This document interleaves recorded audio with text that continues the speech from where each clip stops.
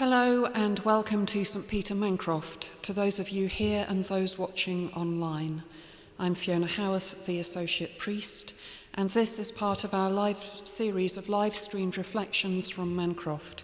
And if you're visiting church, please feel free to continue looking around.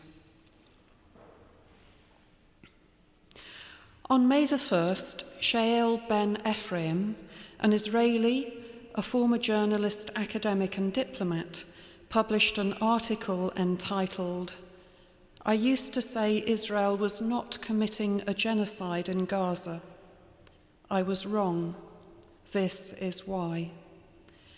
He writes, "It gives me no pleasure to accuse my country, my friends and my family of being part of a genocide. I spent months arguing against this. Early in the war, I said that those who accuse Israel of genocide are acting in bad faith and spreading a blood libel. I was right about some of these malevolent actors, but my conclusions were wrong. The seeds of genocide were sown early on. Then Israel escalated its acts against the Palestinian people to a point where I could not stay silent. My journey to this understanding had several signposts. First, I realized Netanyahu was not running the war in a way conducive to defeating Hamas. Second, I was exposed to the horrific way Israel treated its prisoners in Sde Taman. Several officials admitted that they lied to me and the press about those conditions. I started wondering what else they were lying about. Then the slaughter of paramedics at close range and the cover-up made me ask further questions. I started looking at things I had avoided. A campaign to bomb all hospitals in Gaza, a move to destroy all clean water sources in the Strip, the routine shooting of children by snipers. The picture became undeniable. In the lengthy article that follows, he begins by defining what genocide is before methodically addressing the points in the legal definition, using the evidence that he has gathered. It is a difficult read, but I commend it to you. I have no doubt that coming to this position was painful and difficult, and one that will lead to criticism. But what it does not do is give us a glimpse into life in Gaza. Here are words by a Palestinian. "I am a doctor in Gaza. Each day I move through the ruins, stitching wounds in the world we'll never see. And at night I write, because some truths cannot remain buried. If my words have reached you, it is not by accident. It is because suffering demands to be witnessed." He wrote on the 18th of May, "I no longer go to the Indonesian hospital. What foolishness it is to speak of hospitals in a place where life is no longer preserved, but merely postponed. Once I believed, oh, how bitterly I believed, that the presence of a doctor amongst the dying was a sacred thing, a last stand against the void. But here, where the void has taken residence in the very walls, what can sanctity do? The hospital is surrounded now, not by men, not by soldiers even, but by machines. Drones humming above like metallic locusts, devoid of soul or pity. They know neither suffering nor mercy. They are the purest expression of obedience without conscience. They circle the building like vultures circling a carcass not yet dead enough. 2 days ago, the ceiling collapsed. A nurse had just spoken the word hope. Then came the blast, and the word hung in the air a moment too long before crumbling with the plaster. I see you monitors, those fragile gods of modern faith shattered on the floor. One machine let out a long, wheezing beep as it died. It was the sound of resignation. I think I wept, but I cannot recall if it was with my eyes or only in my mind.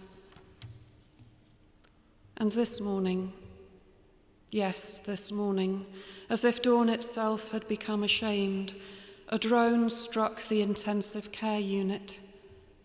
It came like a decision already made. There was no warning, no negotiation, no fate to plead with, just fire. Patients ran, doctors ran. The hallway became a river of chaos, but silent, terrifyingly silent. One man dragged his son by the shoulders, blood smearing behind them like a signature of some unseen pact. Another woman collapsed, not from injury, but from the sheer weight of choosing which of her children to carry. 2 patients were taken away in an ambulance, if that word still means anything.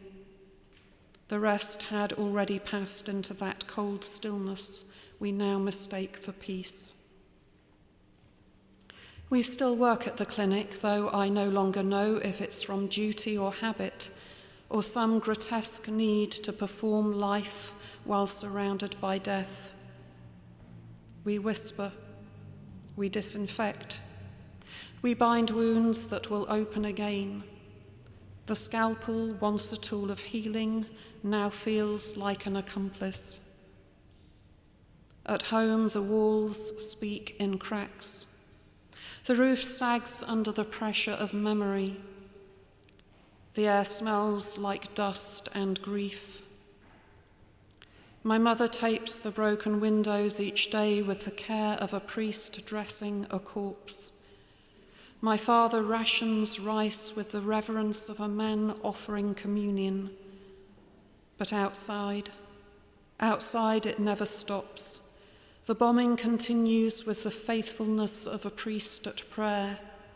It does not pause. It does not tire. It beats like a heart possessed by something inhuman. And now, the streets. No, not streets. Corridors of exile. Rows of tents like gravestones made of fabric. Children play in the ashes, unaware that they are survivors of a war not yet finished. The army says, evacuate. To where? They do not say, only leave, disappear, unbecome. Famine grows near, but even hunger with its gnawing cruelty is familiar.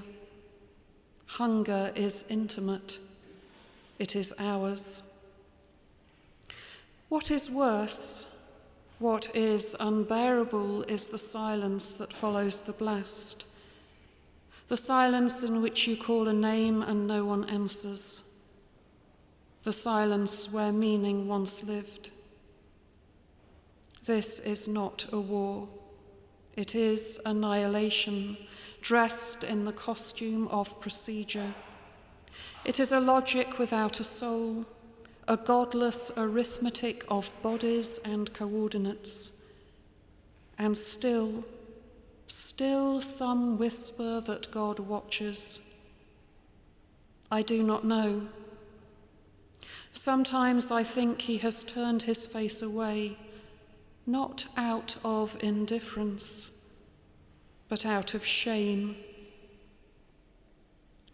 But if you are reading this, if your eyes have reached these words like a boat reaching a shore you thought unreachable, then for the love of all things holy and damned, do not look away. To look away is to become part of it. To forget is to bury us before we are dead. To remain silent is to drive the final nail.